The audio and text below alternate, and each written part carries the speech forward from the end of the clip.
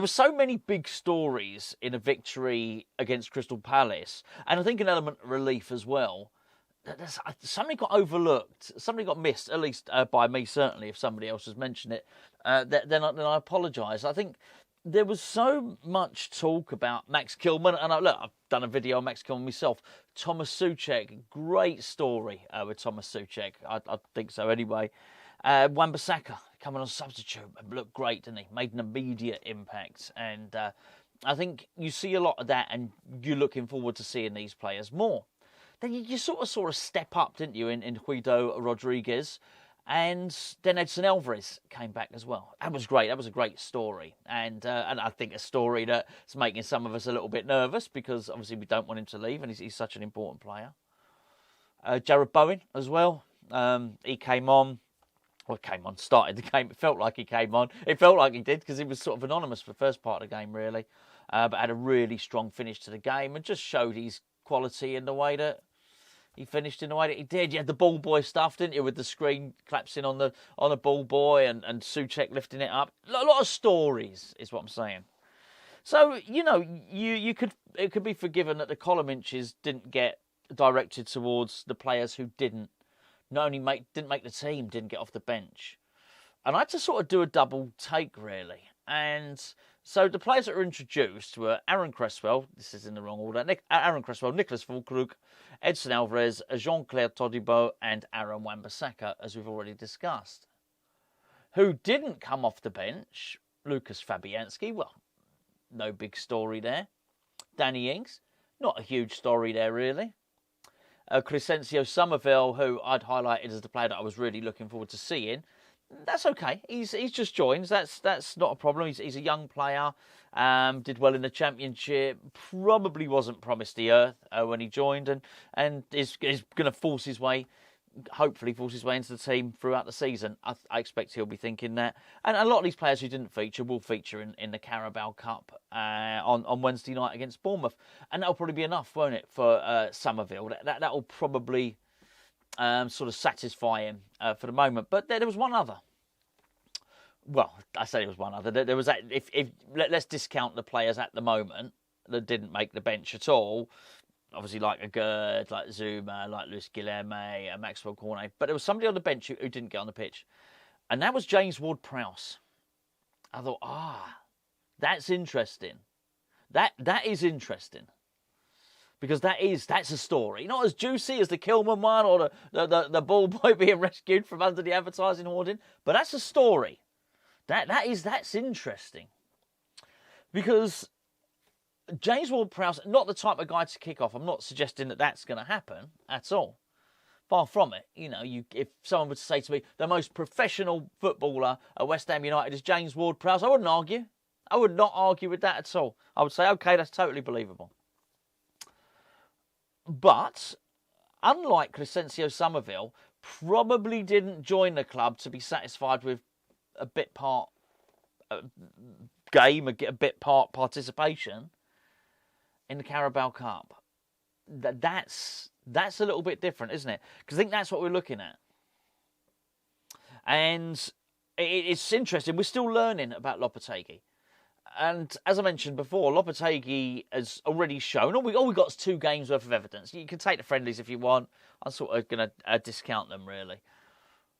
What we've seen in the 2 games against Villa and Palace was, even though we lost against Villa, he was reluctant to change the team. And as I mentioned yesterday, if he's reluctant to change the team when we win, he's going to be reluctant to change the team. If he's reluctant to change the team when we lose, he's going to be reluctant to change the team when we win. I just don't see a way in for James Ward-Prowse at the moment. And I think that looks obvious now.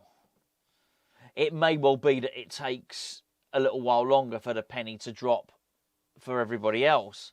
But I'm struggling to see a way in for him here. And that's before we've done our transfer business, of course. Because Ward-Prowse was getting first team football, obviously, all the time at Southampton. He was a mainstay for David Moyes. He was one of David Moyes' chosen ones, wasn't he? That's the guy he really wanted. If David Moyes could have got James Ward-Prowse and Harry Maguire, he'd have been absolutely delighted. He got James Ward-Prowse. And I think many of us thought that this guy's going to do well under Lopetegui. Lopetegui's going to like this player. We did videos on this stuff, right? And we did videos saying that we thought Tomas Soucek would probably struggle, and that James Ward-Prowse probably do quite well under Lopetegui. When we did those videos, there weren't too many people, if any, in the comments saying, "Oh, hold on, fellas, I think you got this wrong. I think Soucek's going to thrive under Lopetegui, and it'll be Ward-Prowse that goes." It just wasn't something that was really spoken about, but it may well be ultimately because that's what happens. Because I think we would probably all agree that, I don't know, in the moments before the kick-off against Aston Villa in the first game of the season, James Ward-Prowse was probably more fit and match ready to play for West Ham than Guido Rodríguez was. But Rodríguez played, even though probably his fitness levels weren't as strong. Well, that tells you something. So already we know he prefers him there. The preference for Tomas Soucek was a massive surprise, really, really big surprise, actually. But there you go. There's no doubting it now. It's quite clear that, you know, we've got another manager who really rates Tomas Soucek, and why not? I mean, if that's what he's going to do, sort of be his rampaging best. If he's going to score goals and create goals, why would you not? Why would you not put him in there if you're a manager? You're going to do it. And then we're going to muddy the water somewhat with Carlos Soler. And this is where it becomes really interesting when you factor in Edson Álvarez as well. It becomes a little bit fruity for James Ward-Prowse, actually. But look, before I carry on, can I please point you in the direction of our Patreon channel? Look, we couldn't do this stuff. We could not produce daily videos, daily content on two separate channels without our patrons. It's just a massive help and a massive boost to everything that we do at Hammers Chat. Patreon's basically our third Hammers Chat channel. It's a paid per prescription service. It's 3 separate tiers, the lowest of which is only £3.60 a week, but we've got a free 7-day trial. So all I'm asking you guys to do is to go and test it out. Go and test out that 7-day trial and see if you like it. We've got loads of different playlists on there. You can go back and retrospectively watch a load of our old stuff. We've got so many different podcasts on there. We've got so many different videos. We are uploading constantly at the moment. Myself and Gio do our Naked podcast where we talk about something other than football and have a right laugh on there. We've got the Babbling Irons on there. We got the Overland and C-Word podcast on there. We got player reviews. We got match reviews. We got player ratings. We got breakfast shows. We got previews. We got everything to pretty much enhance your Hammers Chat experience. So if you enjoy Hammers Chat and you enjoy what you see and you'd like to support us, we'd really appreciate it. Get discounts to our online store, match tickets, loads and loads of stuff, so many giveaways, so much stuff. We really appreciate your support. The link's in the description below. It's patreon.com/Hammers Chat. Go and check it out. Check out that free 7-day trial and see if you like it. Right. Edson Álvarez. Edson Álvarez coming back. I do think it's going to be a little bit squeaky bum at the end of the transfer window, but I suspect we don't. Here's what I think happens. Definitely, not definitely. I don't know what I'm saying. Definitely, facts in capital letters. End of. No, I'm not doing that at all. I suspect that we find a way for Kurt Zouma. We don't get rid of Danny Ings. We find a way to offload Maxwell Cornet, probably alone. And possibly Nathan Gerd goes out on loan. That brings in enough money that we're able to get the Carlos Soler deal over the line. And that spells real trouble for James Ward-Prowse, because my final little punt, if you will, is that I think Edson Álvarez stays as well. And in the event of those things happening, I don't think it's unrealistic. I don't see where James Ward-Prowse plays. At all. I don't know at all. I don't want to say stuff like that at all. I think he plays as a sometimes substitute. That's new football terminology. A sometimes substitute. That's one thing you don't want to be, is a sometimes substitute, is it?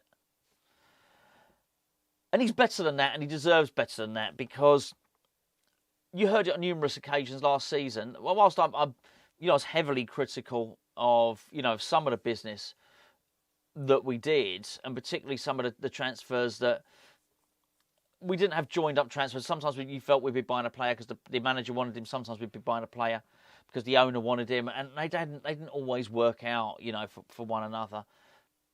Even though it was a manager pick, a David Moyes pick, I thought it was a good one. I thought it worked. I think the player worked for him. I think he's a great addition to the West Ham squad. I really do.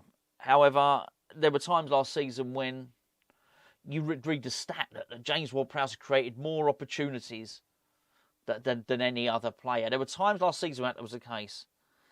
And of course, the large part of that was from his set piece deliveries and was so good. But it doesn't really matter whether it's set piece or it's not. You still get to the end of the season and you think, well, this guy's created 3 or 4 chances a game or whatever it might be. I couldn't tell you what the stats were, but they were good.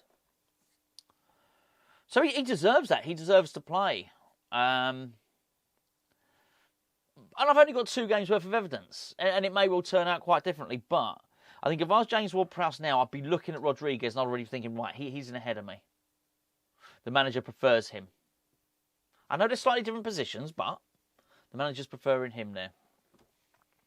Soucek, I'm already thinking, right, okay, he clearly likes to play Soucek there. Álvarez is a shoo-in anyway. Immediately, he's looking at 3 players that are ahead of him, and that's not great. That is not great. Lucas Paquetá has played, he can play as a number 8 as well, and there were times during both games where he dropped deeper. He was next to Rodríguez. So probably Ward-Prowse is looking at him thinking, hold on, he's sort of taking up positions I should be taking up.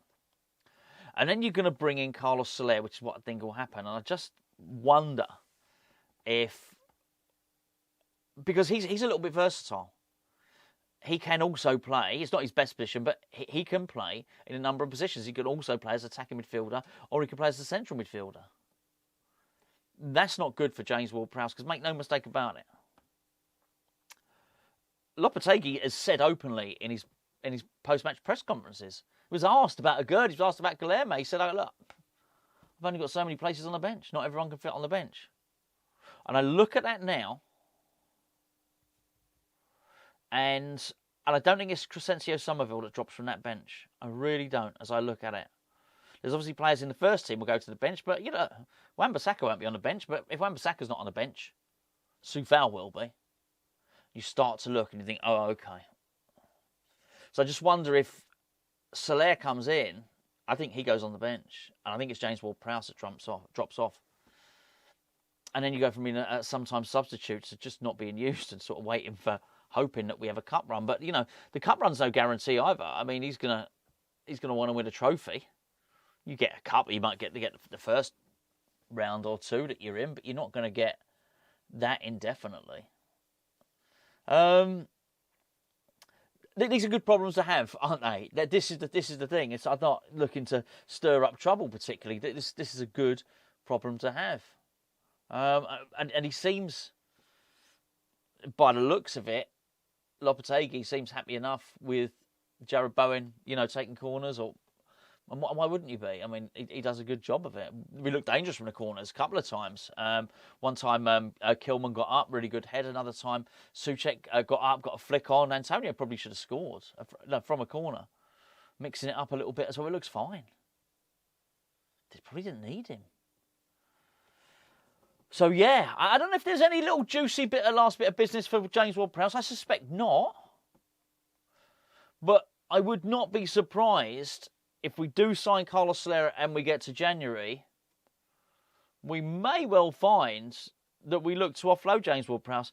And I'd feel a bit sorry for him, really, because I would back the manager on it. I wouldn't put him in my team. Let me just say that. I'm not criticising anybody. I wouldn't put James Ward-Prowse in my team.